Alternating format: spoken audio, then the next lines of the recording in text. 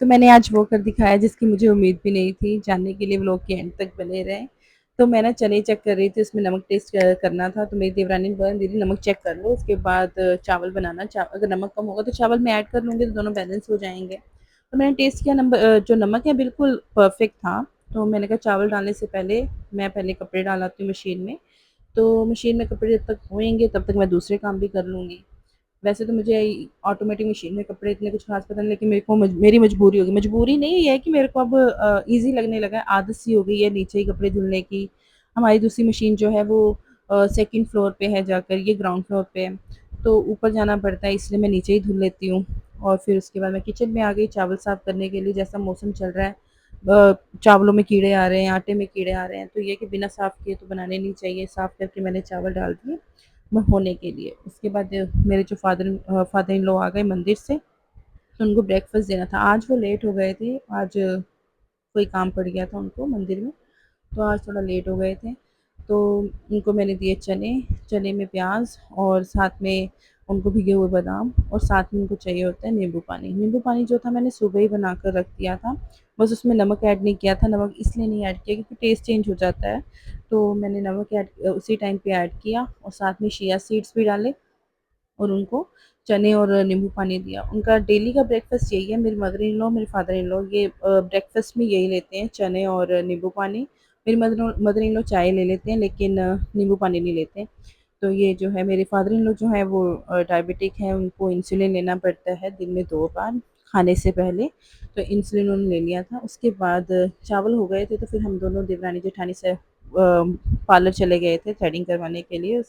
और वहीं पे शॉप भी थी चूड़ियों की। मेरी जो मदर इन लॉ थी ना, मदर इन लॉ है ना, उन्होंने हमें शगुन दिया था, मुझे, मेरी देवरानी को और मेरी ननद को, कि सावन चल रहा है तो हमें चूड़ियाँ खरीदनी चाहिए।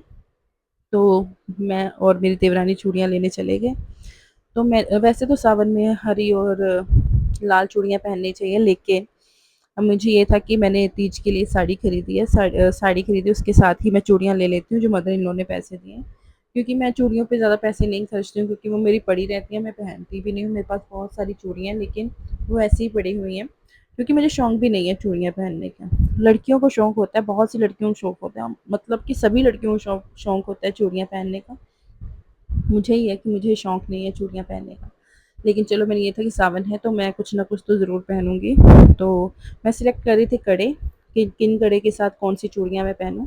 तो मैं ये कड़े चेक कर रही थी।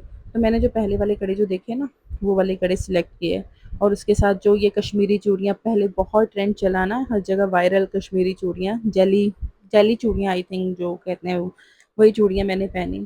तो बीच में चूड़ियाँ ना 1-2 ख़राब थी, तो मैं उनको चेक कर रही थी और साथ-साथ में पहन रही थी, और मेरे हाथ पे लग भी गई थी एक जगह पे। तो ये देखो, ये वाली चूड़ी बिल्कुल ख़राब थी। नीचे से पॉलिश नहीं हुई पड़ी, बराबर नहीं थी, वो काँच निकला हुआ था, हाथ में लगने का डर था। तो मैंने उनको दिखाया कि मुझे चेंज करके दो। तो ये बहुत वायरल चूड़ियाँ थी, जब वायरल थी तब तो मैंने नहीं पहनी। वैसे मुझे शौक नहीं है चूड़ियाँ पहनने का।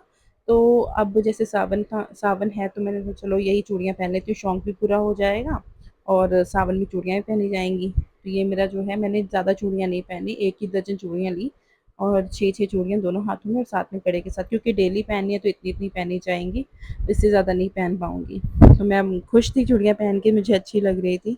तो मेरी देवरानी भी कहती कि दीदी मैं भी सेम-सेम ले लेती हूँ, तो मेरी चूड़ी खराब निकली थी, तो वो एक-एक चूड़ियाँ चेक करके पहन रही थी। उसके बाद मैं घर पे आ गई, और मेरी जो देवरानी है वो रात का खाना बना रही थी, तो मैं अपने बच्चों की यूनिफ़ॉर्म प्रेस कर रही थी। उनका सुबह स्कूल होता है, तो मैं रात को ही यूनिफ़ॉर्म प्रेस कर लेती हूँ।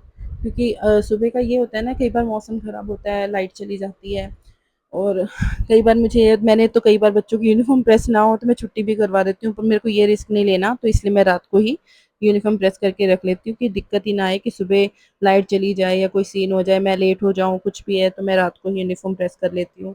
तो ऐसा ईज़ी हो जाता है, क्योंकि कम से कम मुझे तीनों बच्चों की यूनिफ़ॉर्म प्रेस करने में 15 से 20 मिनट लग जाते हैं। तो यही है कि सुबह अगर आपको बच्चों को स्कूल भेजना है, तो 15-20 मिनट भी बहुत होते हैं।